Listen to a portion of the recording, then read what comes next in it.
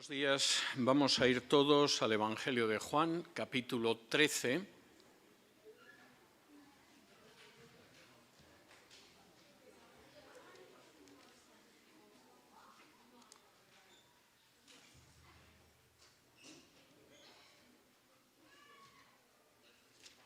Juan, capítulo 13, y vamos a leer a partir del versículo 1, y dice así: Antes de la fiesta de la Pascua, sabiendo Jesús que su hora había llegado para que pasase de este mundo al Padre, como había amado a los suyos que estaban en el mundo, los amó hasta el fin. Y cuando cenaban, como el diablo ya había puesto en el corazón de Judas Iscariote, hijo de Simón, que lo entregase, sabiendo Jesús que el Padre le había dado todas las cosas en las manos y que había salido de Dios y a Dios iba, se levantó de la cena y se quitó su manto y tomando una toalla se la ciñó. Luego puso agua en un lebrillo y comenzó a lavar los pies de los discípulos y a enjugarlos con la toalla con que estaba ceñido. Entonces vino a Simón Pedro y Pedro le dijo: Señor, ¿tú me lavas los pies? Respondió Jesús y le dijo: Lo que yo hago, tú no lo comprendes ahora, mas lo entenderás después. Pedro le dijo: No me lavarás los pies jamás. Jesús le respondió: Si no te lavare, no tendrás parte conmigo. Le dijo Simón Pedro: Señor, no solo mis pies, sino también las manos y la cabeza. Jesús le dijo: El que está lavado no necesita sino lavarse los pies, pues está todo limpio, y vosotros limpios estáis, aunque no todos, porque sabía quién lo iba a entregar, por eso dijo: No estáis limpios todos. Así que después que les hubo lavado los pies, tomó su manto, volvió a la mesa y les dijo: ¿Sabéis lo que os he hecho? Vosotros me llamáis Maestro y Señor y decís bien porque lo soy. Pues si yo, el Señor y el Maestro, he lavado vuestros pies, vosotros también debéis lavaros los pies los unos a los otros, porque ejemplo os he dado para que como yo os he hecho, vosotros también hagáis. De cierto os digo, el siervo no es mayor que su Señor, ni el enviado es mayor que el que lo envió. Si sabéis estas cosas, bienaventurados seréis si las hiciereis. No hablo de todos vosotros, yo sé a quiénes he elegido, mas para que se cumpla la Escritura, el que come pan conmigo levantó contra mí su calcañar. Desde ahora os lo digo antes que suceda, para que cuando suceda creáis que yo soy. De cierto os digo, el que recibe al que yo enviare me recibe a mí, y el que me recibe a mí recibe al que me envió. Habiendo dicho Jesús esto, se conmovió en espíritu y declaró y dijo: De cierto os digo que uno de vosotros me va a entregar. Entonces los discípulos se miraban unos a otros dudando de quién hablaba, y uno de sus discípulos, al cual Jesús amaba, estaba recostado al lado de Jesús. A este pues hizo señas Simón Pedro para que preguntase quién era aquel de quien hablaba. Él entonces, recostado cerca del pecho de Jesús, le dijo: Señor, ¿quién es? Respondió Jesús: A quien yo diere el pan mojado, aquel es. Y mojando el pan, lo dio a Judas Iscariote, hijo de Simón. Y después del bocado, Satanás entró en él. Entonces Jesús le dijo: Lo que vas a hacer, hazlo más pronto. Pero ninguno de los que estaban a la mesa entendió por qué le dijo esto, porque algunos pensaban, puesto que Judas tenía la bolsa, que Jesús le decía: compra lo que necesitamos para la fiesta, o que diese algo a los pobres. Cuando él pues hubo tomado el bocado, luego salió y era ya de noche. Entonces, cuando hubo salido, dijo Jesús: Ahora es glorificado el Hijo del Hombre y Dios es glorificado en él. Si Dios es glorificado en él, Dios también lo glorificará en sí mismo y enseguida lo glorificará. Hijitos, aún estaré con vosotros un poco. Me buscaréis, pero como dije a los judíos, así os digo ahora a vosotros: a donde yo voy, vosotros no podéis ir. Un mandamiento nuevo os doy, que os améis unos a otros como yo os he amado, que también os améis unos a otros. En esto conocerán todos que sois mis discípulos, si tuviereis amor unos a otros. El pasaje que vamos a ver hoy forma parte, es el inicio de toda una sección que Jesús dedica a los momentos, las horas que pasó el Maestro con sus discípulos antes de su arresto durante la Pascua.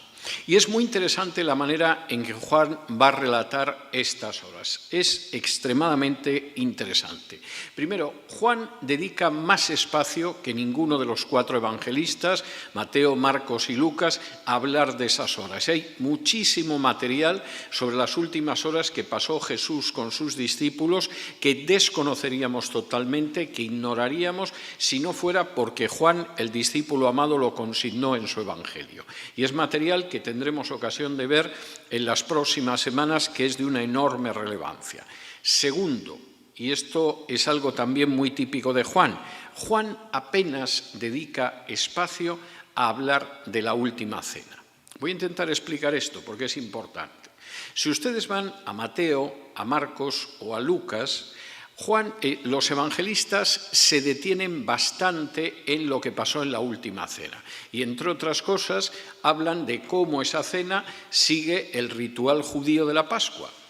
Se consumen las copas. En una de las copas había 4 copas rituales de vino que había que beber, más luego las que se bebían entre la tercera y la cuarta en el curso de la cena, pero Jesús, acabada la cena, efectivamente habla de cómo esa copa simboliza el nuevo pacto en su sangre.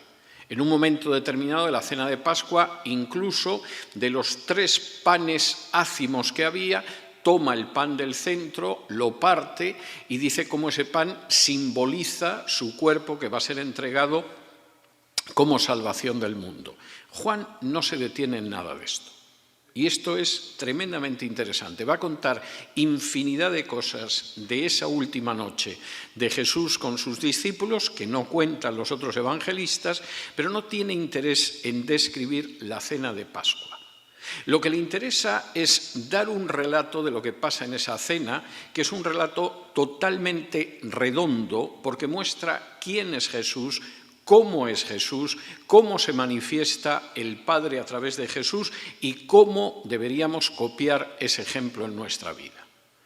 De tal manera que Juan no va a hablar de que tomó el pan, tomó la copa, etcétera, pero va a contar algo que pasan por alto precisamente los otros evangelistas, y es el lavatorio de pies, lo cual es muy significativo. Y empieza de la siguiente manera, versículo 1. Antes de la fiesta de la Pascua, sabiendo Jesús que su hora había llegado para que pasase de este mundo al Padre, como había amado a los suyos que estaban en el mundo, los amó hasta el fin. Primera cuestión importante.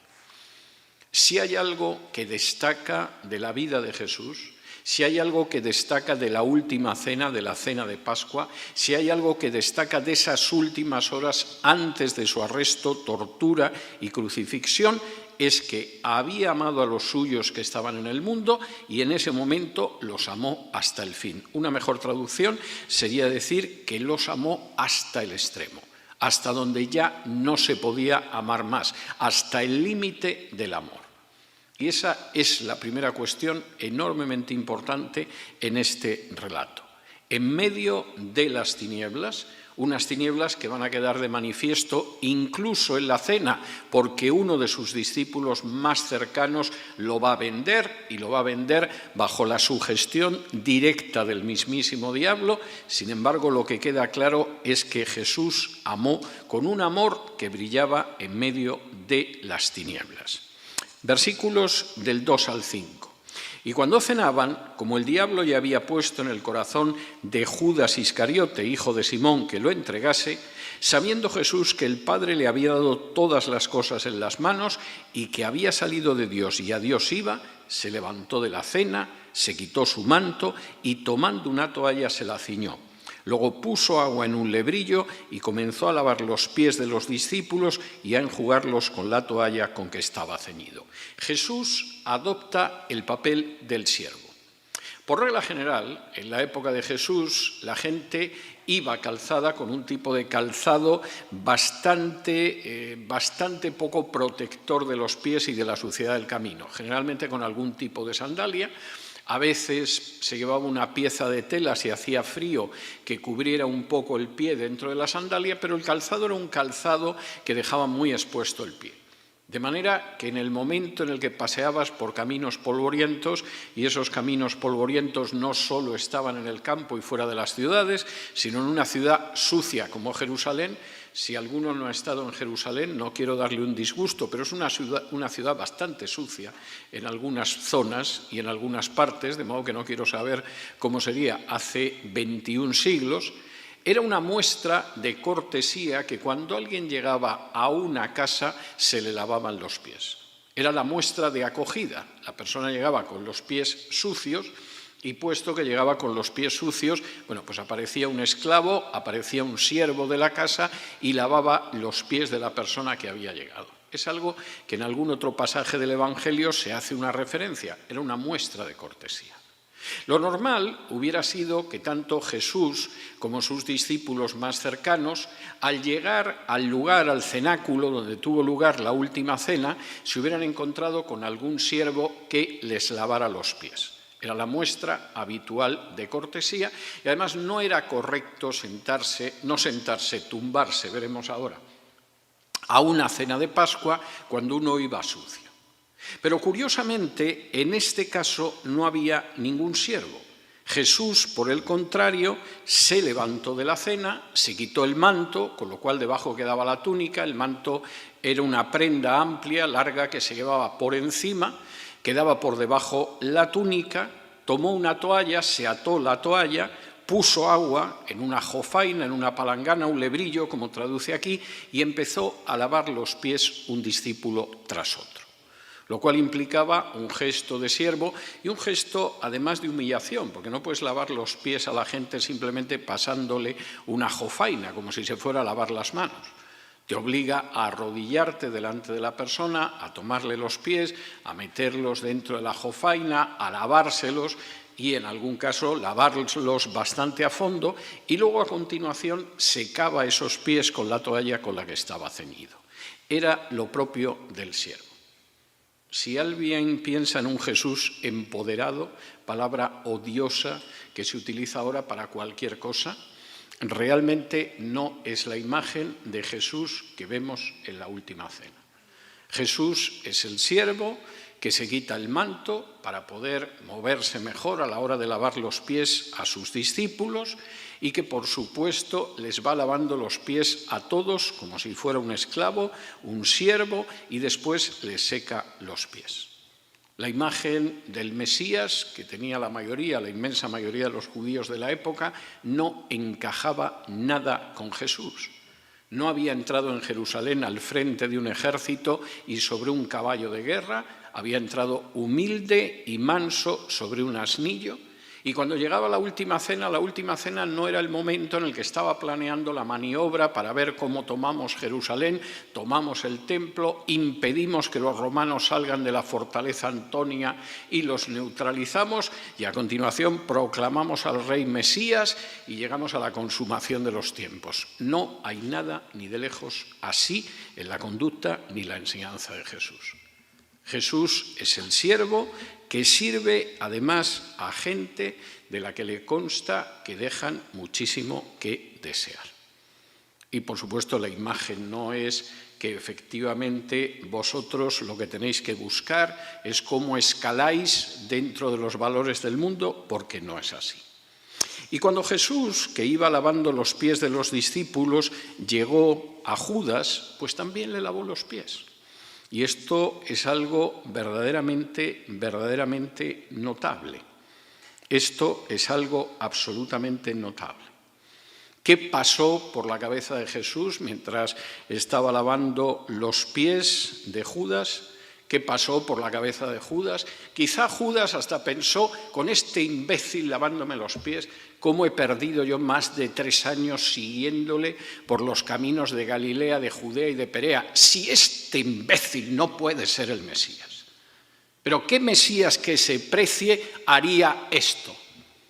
Con todo este grupo de majaderos que van por los caminos detrás de él, el único que le está sacando beneficio a esto soy yo, que soy el cajero, y por eso de vez en cuando distraigo algunos denarios de la bolsa.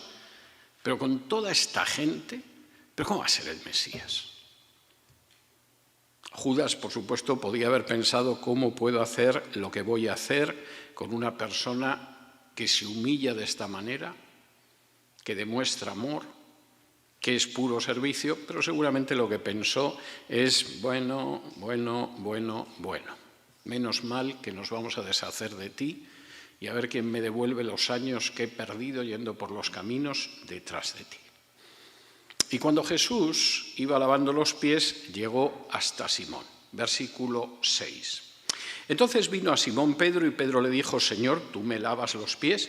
Y respondió Jesús y le dijo, lo que yo hago tú no lo comprendes, ahora más lo entenderás después. Pedro le dijo, no me lavarás los pies jamás. Y Jesús le respondió, si no te lavare, no tendrás parte conmigo. Le dijo Simón Pedro, Señor, no solo mis pies, sino también las manos y la cabeza. Y Jesús le dijo, el que está lavado no necesita sino lavarse los pies, pues está todo limpio, y vosotros limpios estáis, aunque no todos, porque sabía quién lo iba a entregar. Por eso dijo, no estáis limpios todos. Cuando Jesús llega a Pedro, y Pedro ve a Jesús de rodillas ante él, lo que dice tiene una lógica tremenda. Pero Señor, ¿cómo vas a lavar a mí los pies? Si tú eres el Mesías y el Hijo de Dios, yo lo he dicho en Cesarea de Filipo, lo sabemos todos. ¿Qué sentido tiene que el Mesías me lave los pies? En todo caso, te los tendría yo que lavar a ti.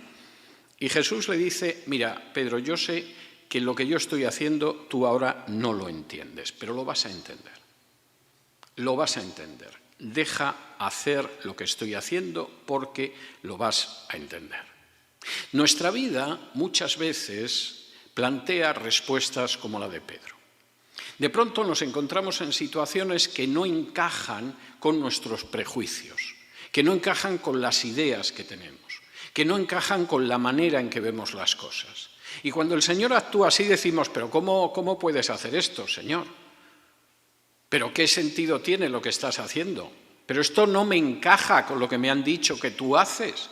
Esto no parece que tenga ningún sentido dentro de lo que debería ser nuestra relación. Y la respuesta del Señor entonces es, no lo comprendes ahora, pero lo entenderás después. En muchísimas ocasiones, nuestros prejuicios, nuestras ideas preconcebidas, nuestras visiones erróneas y equivocadas, cuando vemos la acción de Dios nos llevan a decir, ¿esto qué es? Yo esto no lo comprendo. ¿Por qué me está pasando lo que me está pasando? ¿Qué sentido tiene a los problemas con los que me encuentro? ¿Cuál es la razón de ser de que me estén sucediendo estas cosas? Y la respuesta de Dios es exactamente la misma que la de Jesús a Pedro. Tú ahora no lo comprendes, pero lo entenderás después. Y si tengo que hablar por mi propia experiencia, yo he vivido en multitud de situaciones, ocasiones en las que yo preguntaba, pero ¿esto cómo puede ser, Señor? Esto se contradice totalmente con lo que supone que tú tendrías que estar haciendo ahora. Esto no es lo que yo esperaba para mí. Esto no puede ser así. Y cuando uno ve el paso del tiempo, se da cuenta de que estas palabras tienen una validez universal. Yo no lo comprendía entonces, pero lo he llegado a entender después. Y eso pasa cuando en muchas ocasiones efectivamente escuchamos lo que el Señor dice. Claro, cuando Jesús le dice, no lo entiendes, pero lo vas a comprender después, Pedro le dice, bueno, no me vas a lavar los pies, ¿eh? No quieras convencerme porque esto que estás diciendo no tiene ningún sentido. Es nuestra reacción en multitud de ocasiones. Y Jesús le tiene que decir, pues si no te sometes a lo que yo estoy haciendo, si no te lavo, no vas a tener parte conmigo. Y entonces es cuando Simón Pedro le dice, Señor, pues entonces los pies, las manos y la cabeza. Y yo me imagino que Jesús incluso sonrió y debió de pensar, mira que es bruto este pobre. Y le dijo aquello de, el que está lavado no necesita sino lavarse los pies, pues está todo limpio y vosotros estáis limpios, aunque no todos, porque él sabía al decir que no todos, que excluía a alguien y que por eso no todos estaban limpios. Hay que aceptar con humildad lo que Dios hace en nuestras vidas. Es muy posible que no lo entendamos. Hay muchas posibilidades de que en muchas ocasiones nos quedemos perplejos, sorprendidos, abrumados y digamos, pero ¿qué es esto, Señor? Hay que aceptarlo. Y hay que aceptarlo porque llegará un momento de nuestras vidas en que de pronto comprenderemos todo. Y además, Dios es el único que limpia. Y en ese momento, Jesús les explica lo que ha hecho, lo que no han entendido y lo que ha incluso provocado que Pedro se hiciera un tremendo lío. Dice en el versículo 12. Así que después que les hubo lavado los pies, tomó su manto, volvió a la mesa y les dijo: ¿sabéis lo que os he hecho? Vosotros me llamáis Maestro y Señor y decís bien porque lo soy. Pues si yo, el Señor y el Maestro, he lavado vuestros pies, vosotros también debéis lavaros los pies los unos a los otros. Porque ejemplo os he dado para que como yo os he hecho, vosotros también hagáis. De cierto os digo, el siervo no es mayor que su señor, ni el enviado es mayor que el que le envió. Si sabéis estas cosas, bienaventurados seréis si las hiciereis. Después de que Jesús les ha lavado los pies, y los discípulos todavía están preguntándose, pero ¿esto a qué ha venido? Esto es absurdo, esto no tiene ningún sentido, ¿qué significa? Jesús les pregunta si han entendido. Y la pregunta es una pregunta muy clara, versículo 12. ¿Sabéis lo que he hecho? No se has lavado los pies, ¿no? Parece que no, y luego nos los has secado, ¿no? ¿Sabéis, entendéis lo que he hecho? Y Jesús se lo explica. Vosotros me llamáis Maestro y Señor. Llamarme Maestro y Señor es correcto porque efectivamente yo soy el Señor y el Maestro. Pero si yo, que soy el Señor y el Maestro, os he lavado los pies, vosotros también tenéis que lavaros los pies los unos a los otros. ¿Y por qué? Porque ejemplo os he dado para que como yo os he hecho, vosotros también hagáis. No hay que creer a quien no pone su vida como un ejemplo de lo que predica. Y esto es algo totalmente claro. Hay un refrán español que dice que una cosa es predicar y otra dar trigo, lo cual es bastante cierto. Predicar, si tienes una cierta habilidad, es relativamente fácil. Dar trigo es más complicado, sobre todo si el trigo lo pagas tú. Y realmente no deberíamos de creer en nadie que no vive de acuerdo a lo que enseña. Así de claro. Y si una persona en un momento determinado está predicando incluso cosas que son tremendamente hermosas, pero se da la circunstancia de que no se corresponden con la vida que lleva, no deberíamos de creer en esa persona. A lo mejor lo que dice está bien, como decía Jesús de algunos fariseos, haced lo que dicen pero no lo que hacen. Pero realmente la autoridad espiritual deriva del hecho de que uno dé ejemplo con su vida. No deriva del hecho de que perteneces a una jerarquía, no deriva del hecho de que te han inducido una especie de autoridad sobre ti, Dios sabe en qué seminario, en qué denominación o en qué conferencia. La autoridad espiritual es algo que deriva del ejemplo. En España hay un dicho que tiene su gracia, pero también es muy triste, que es relativo al capitán Araña. El capitán Araña es el capitán que embarca la tripulación y se queda en España. Es decir, aquel personaje que supuestamente consigue embarcar a la gente en algo, en lo que, por supuesto, él no entra en absoluto.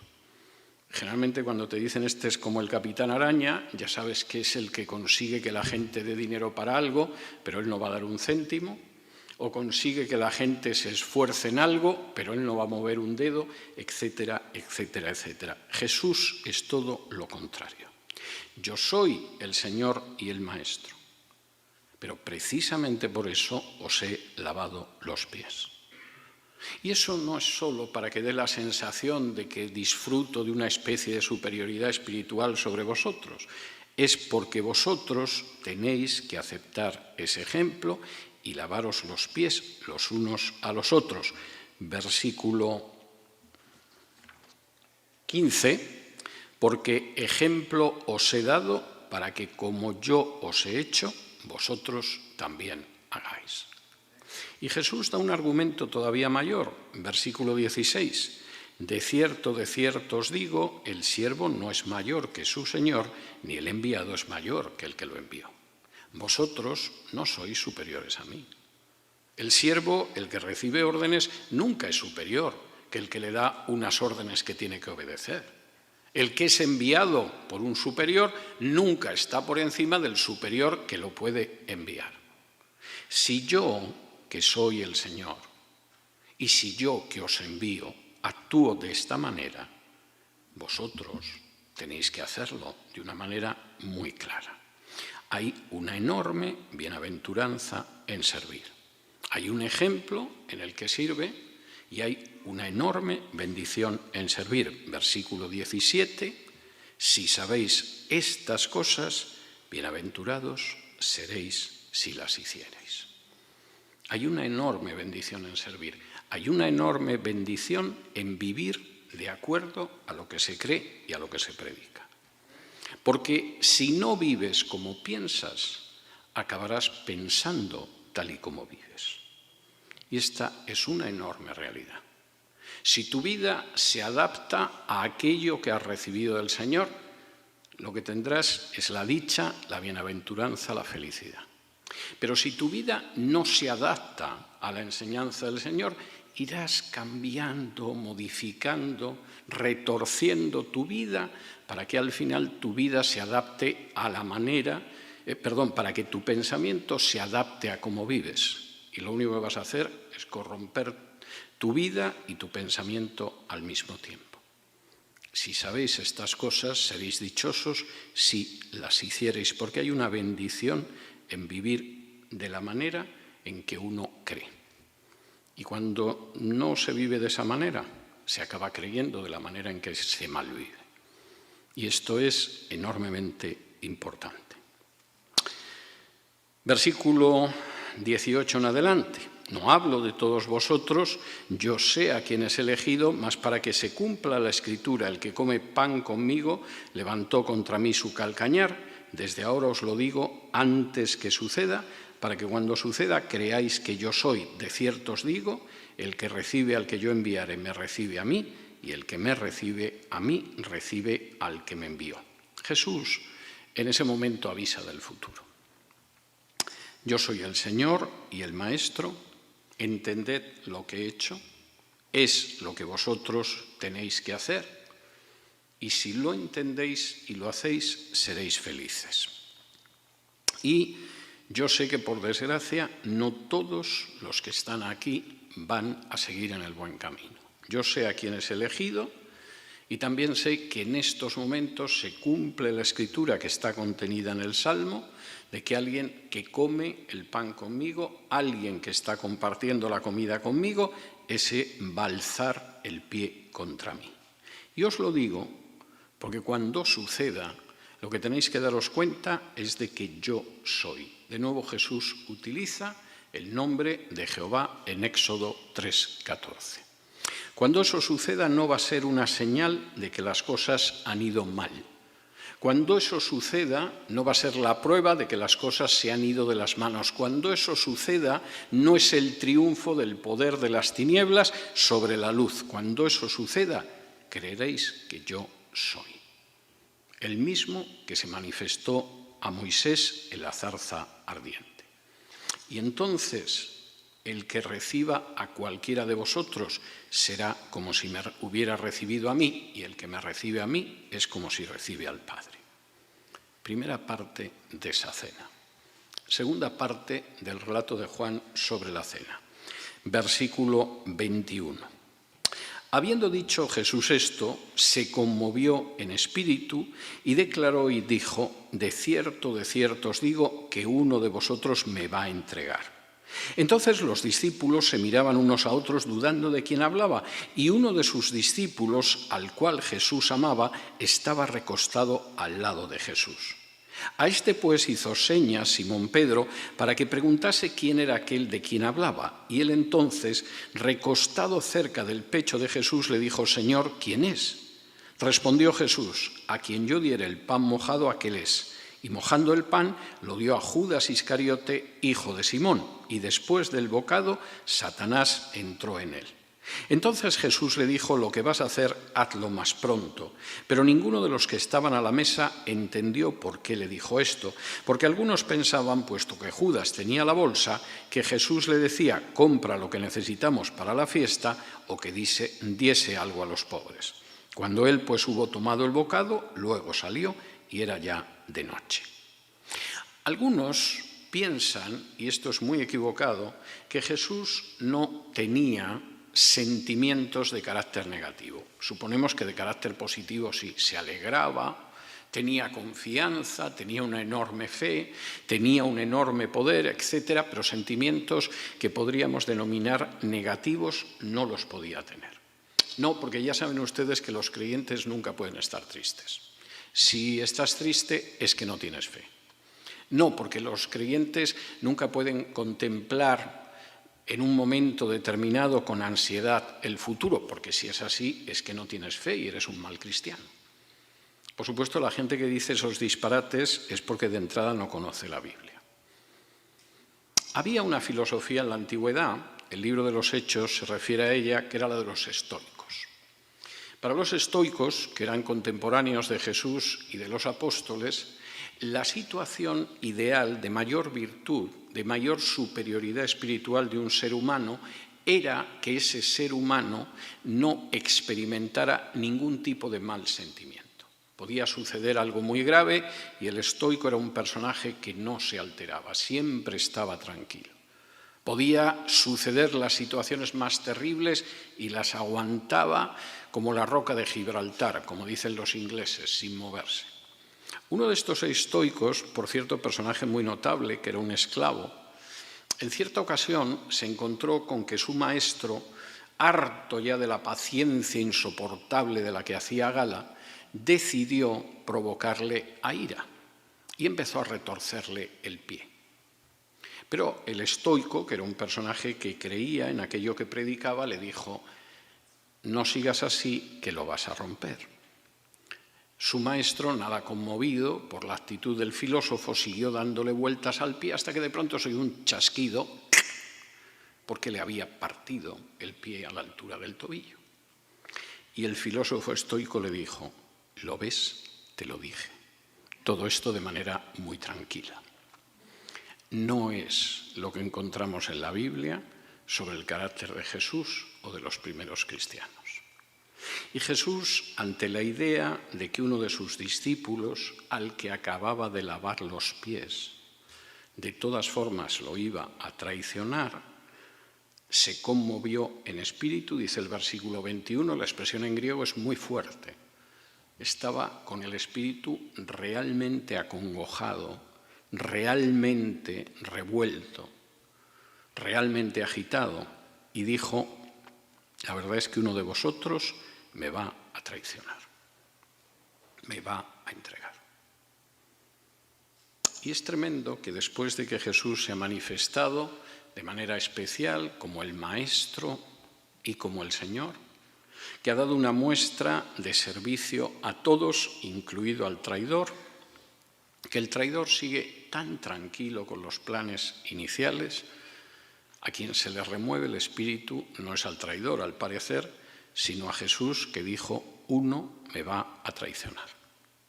Por supuesto, los discípulos no sabían de quién estaba hablando. El versículo 22 dice que empezaron a mirarse entre sí, como diciendo: ¿de quién habla el maestro? ¿Esto qué es?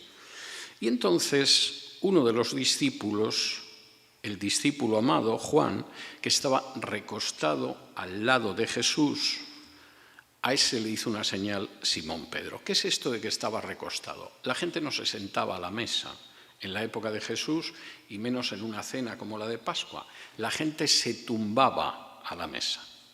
En el centro estaba la cena y había lechos que rodeaban lo que era la mesa, y la gente estaba tumbada en los lechos.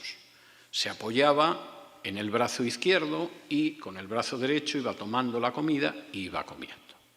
Por eso, cuando Jesús está invitado a comer en casa de un fariseo, puede llegar una mujer por detrás y echarle perfume en los pies y secárselos con el cabello, porque estaba tumbado. Si hubiera estado sentado debajo de la mesa, imagínense la mujer metiéndose por debajo de la mesa y trasteando por ahí.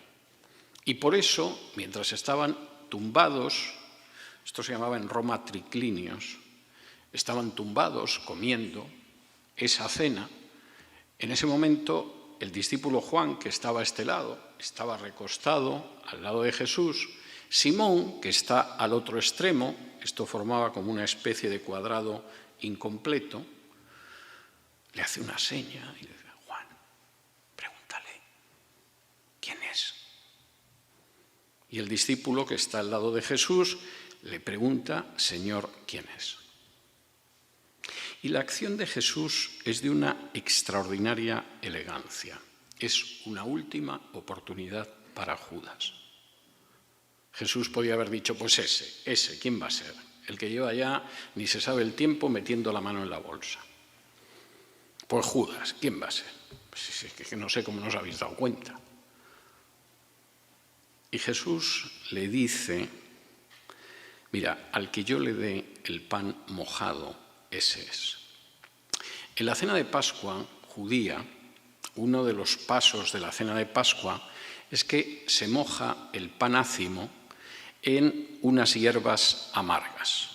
Las hierbas amargas simbolizan la cautividad, la esclavitud de Israel en Egipto. Entonces, en uno de los momentos de la cena, uno toma el pan, lo moja en una especie de salsa de las hierbas amargas y lo come. Pero es un gesto de cortesía, de benevolencia, que efectivamente mojas el pan y se lo ofreces a alguien especialmente querido. Y Jesús moja el pan y se lo ofrece a Judas. Y es el último momento en el que Judas todavía se hubiera podido volver atrás. Hace apenas unos instantes le han lavado los pies. Jesús ha dicho que sabe que hay uno que le va a traicionar, pero no lo ha mencionado. Y en el último momento tiene la delicadeza, el privilegio de ofrecerle el pan mojado en las hierbas amargas. Y Judas está determinado a no seguir a este Mesías del que seguramente está muy harto. De manera que Judas sí acepta el pan, se lo come, y como dice el versículo 27, después del bocado, Satanás entró en él. Hasta ese momento, Judas tuvo la posibilidad de no consumar la traición. Y Jesús le dio pasos para evitar consumar la traición. Es algo que pasa también en nuestra vida. Hay momentos en que el diablo nos quiere empujar en una dirección y antes de llegar a consumar esa dirección, el Señor siempre te va dando alguna oportunidad para que no llegues hasta el final. Alguna oportunidad. Y hay un momento a partir de la cual has entrado en el punto de no retorno. Judas se comió el pan, miraría a Jesús, quién sabe si incluso con desprecio y diciendo: desde luego lo de este hombre cada vez es más insoportable. Y en el momento en el que tomó el pan y por supuesto no dio marcha atrás, Satanás entró en él y entonces Jesús le dijo: lo que tienes que hacer, apresúrate a hacerlo. Y como dice en el versículo 28, ninguno de los que estaban a la mesa entendió por qué le había dicho eso. Algunos pensaron: bueno, como Judas tiene la bolsa, lo mismo es que falta alguna cosa y como la Pascua se alarga unos días, pues Jesús le ha mandado a que compre alguna cosa. A lo mejor, como tiene la bolsa, tenemos la costumbre de compartir lo poco o lo mucho que tenemos con los pobres, pues es para que dé algo a los pobres. Pero lo cierto es que Judas se tomó el bocado, salió y ya era de noche. Y entonces la descripción de lo que ha sido esta cena está a punto de concluir. Dice así en el versículo 31. Entonces, cuando hubo salido, dijo Jesús: ahora es glorificado el Hijo del Hombre y Dios es glorificado en él. Si Dios es glorificado en él, Dios también le glorificará en sí mismo y enseguida lo glorificará. Hijitos, aún estaré con vosotros un poco. Me buscaréis, pero como dije a los judíos, así os digo ahora a vosotros: a donde yo voy, vosotros no podéis ir. Un mandamiento nuevo os doy, que os améis unos a otros como yo os he amado, que también os améis unos a otros. En esto conocerán todos que sois mis discípulos, si tuviereis amor los unos con los otros. Cuando Judas sale, y el único que sabe a dónde va Judas y en qué va a derivar la traición de Judas es Jesús, Jesús lo que dice es que ahora es cuando es glorificado el Hijo del Hombre y Dios es glorificado en él. La traición de Judas, el prendimiento en el huerto de los olivos, la huida de los discípulos, el arresto ilegal de Jesús, el proceso totalmente inicuo al que se vio sometido, la tortura, la flagelación y la muerte, era la glorificación del Hijo de Dios y la glorificación del Padre. Para la gente que lo viera desde fuera, aquí lo único que habría es un terrible fracaso, un espantoso fracaso, incluso un ridículo fracaso. Pero Jesús está diciendo: no os preocupéis, ahora es cuando es glorificado el Hijo del Hombre y Dios es glorificado en él. Con vosotros voy a estar ya poco tiempo. Me vais a buscar, pero como ya les he dicho a los judíos, a donde voy vosotros no podéis ir. Pero os dejo un mandamiento nuevo. Y ese mandamiento tiene una enorme relevancia. La ley establecía un gran mandamiento que era amar a Dios sobre todas las cosas, con todo el corazón, con toda el alma, con toda la mente, con toda la potencia. Sería la traducción hebrea. Y al mismo tiempo incluía otro mandamiento, no ya en Deuteronomio, sino en el libro de Levítico, que era amar al prójimo. Pero el sentido del prójimo era el sentido literal, el próximo, el otro judío, no el conjunto del género humano. Y en ese sentido, evidentemente, el judío se podía sentir enormemente satisfecho con la idea de amar solo a la gente que pertenecía a su pueblo y tener un resentimiento, un odio, un aborrecimiento más o menos desarrollado hacia cualquier otro que no formara parte de su grupo. Y Jesús dice: yo os doy un nuevo mandamiento porque no conoce ese tipo de límites nacionales o raciales o de ningún tipo, y ese mandamiento es que os améis unos a otros como yo os he amado. No es una simple forma de amor, es un amor como el amor que yo os manifiesto a vosotros. A pesar de la traición, a pesar de las tinieblas, hay gloria. Y en medio incluso de las situaciones más difíciles, amaos los unos a los otros, porque este es mi nuevo mandamiento. Y además esto es tremendamente importante, porque en lo que se conocerá que sois mis discípulos es si os amáis los unos a los otros. Hay gente que piensa que uno puede conocer a los cristianos sobre la base de una confesión de fe.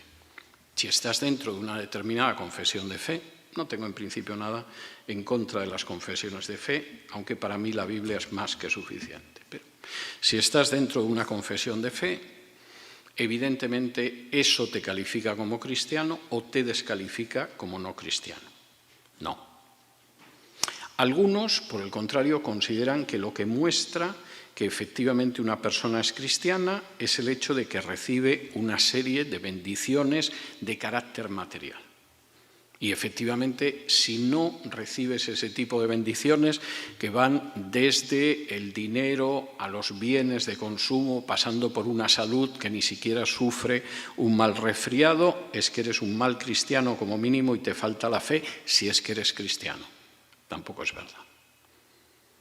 Algunos incluso dirían que queda de manifiesto si eres cristiano, si efectivamente los edificios donde se practica tu religión son edificios inmensos, o si tienes un número enorme de personas que te siguen, o si tu nombre es conocido. Es verdad que todo eso es moneda corriente en el mundo en el que nos movemos, pero nada de eso tiene nada que ver con la enseñanza de Jesús. La enseñanza de Jesús es que conocerán que sois mis discípulos si tenéis amor los unos por los otros. ¿Y qué es lo que puede hacer que una congregación, una comunidad, una iglesia, de pronto pueda pensar que efectivamente, con todos sus errores, con todo el camino que les queda por avanzar, con todas sus limitaciones, con todos sus defectos, está siguiendo la enseñanza de Jesús? Cuando la gente visita esa congregación, lo que le admira es el edificio en el que se reúne, la elocuencia del predicador, la posición social que tiene la gente, los automóviles que hay aparcados a la afuera de la iglesia, lo conocido que es el programa de televisión que emiten y que se ve en todo el mundo. O por el contrario, lo que les llama la atención es que la gente se quiere. Y que cuando llegan a esa iglesia sienten que la gente se ama entre sí y que es amorosa con los recién llegados.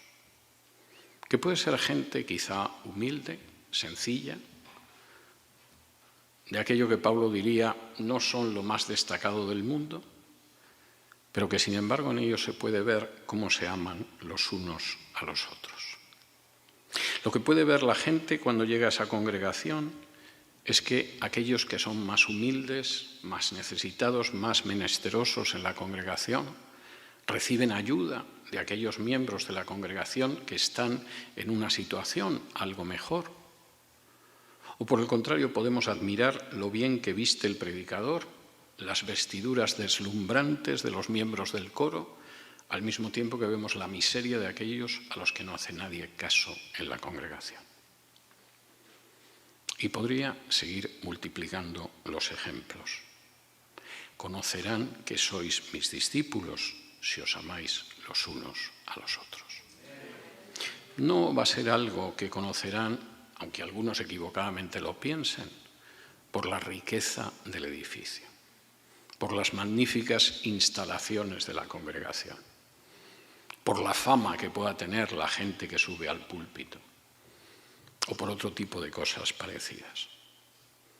La verdadera marca de vosotros será el hecho de que encarnáis en vuestra vida mi ejemplo.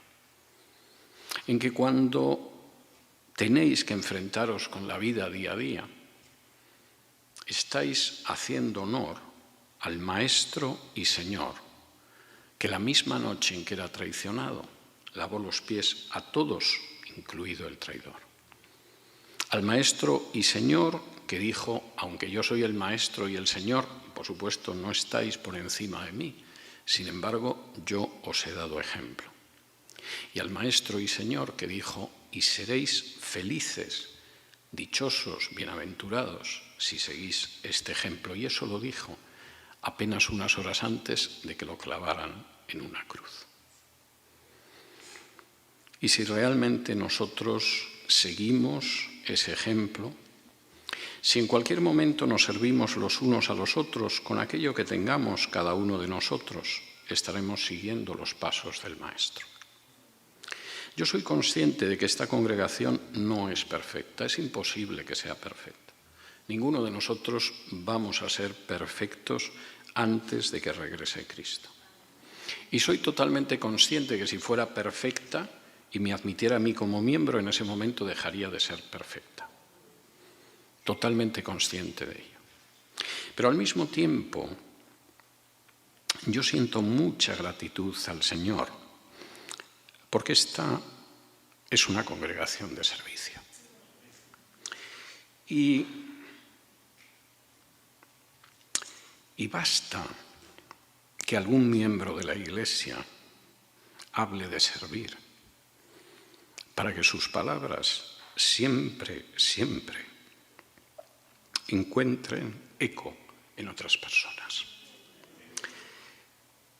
Y en un momento determinado, cuando de pronto hay que realizar una obra en la iglesia, como la que se ha hecho esta semana en el piso de abajo, no ha habido que reunir a todo el consejo de la iglesia, votar un presupuesto, decidir quién está a favor, decidir quién está en contra, qué piensan estos, qué piensan los otros.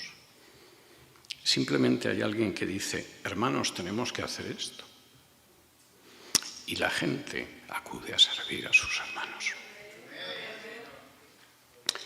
Y cuando de pronto hay un hermanito o una hermanita que pasa necesidad, no tenemos que organizar una gran parafernalia para ayudarlo. No tenemos que empezar a ver cómo metemos esto en el presupuesto, cómo encaja con aquello, cómo encaja con lo demás allá. De pronto, la gente se comunica muchas veces a través de un humilde grupo de WhatsApp y dice, este hermano, esta hermana está en esta necesidad, ¿cómo lo ayudamos? Y para eso nadie ha tenido que hacer un seminario de ayuda a los hermanos de la Iglesia. Y nadie ha tenido que dar un curso de empoderamiento de servicio o cosas por el estilo. Simplemente la gente es consciente de que Jesús nos sirvió y nos amó hasta el fin y responde dentro de sus humildes posibilidades a eso mismo. Vamos a orar. Padre nuestro, te damos muchas gracias por estar aquí este domingo. Te damos muchas gracias porque en el momento más duro de la prueba, frente a la traición, frente al arresto, frente a juicios injustos, frente a la tortura, frente a la cruz, Jesús nos amó hasta el máximo, hasta el límite, hasta el final.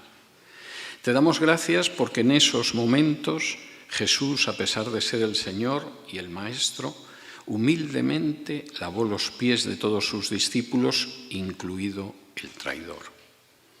Te damos gracias, Señor, por todo el amor que recibimos tuyo cada día, por todas las bendiciones que nos das, por toda tu misericordia, por todo tu perdón, por toda tu comprensión, por toda la compasión que muestras hacia nosotros, aunque caigamos una y otra vez. Te damos muchas gracias por ello. Y te pedimos que nos ayudes a seguir el ejemplo de Jesús. Te suplicamos, Padre, que nos ayudes a lavar los pies de nuestros hermanos, a servirlos con amor, a atender sus necesidades, a darnos cuenta de que aquello que muestra que verdaderamente seguimos a Jesús no es lo externo, no es la apariencia, no es el relumbrón, Señor, no es el brillo falso del poder o del dinero, sino es el hecho de que nos amemos los unos a los otros como Él nos amó. Y hoy, en el primer día de la semana, Señor, queremos colocar esta semana en tus manos. Y queremos pedirte que tú nos ayudes para que nos amemos cada día los unos a los otros, para que estemos atentos a nuestros hermanos, para que los sirvamos con amor en la medida de aquello que podemos entregar por amor. Y todo ello te lo pedimos con acción de gracias en el nombre de Jesús. Amén. Que el Señor los bendiga.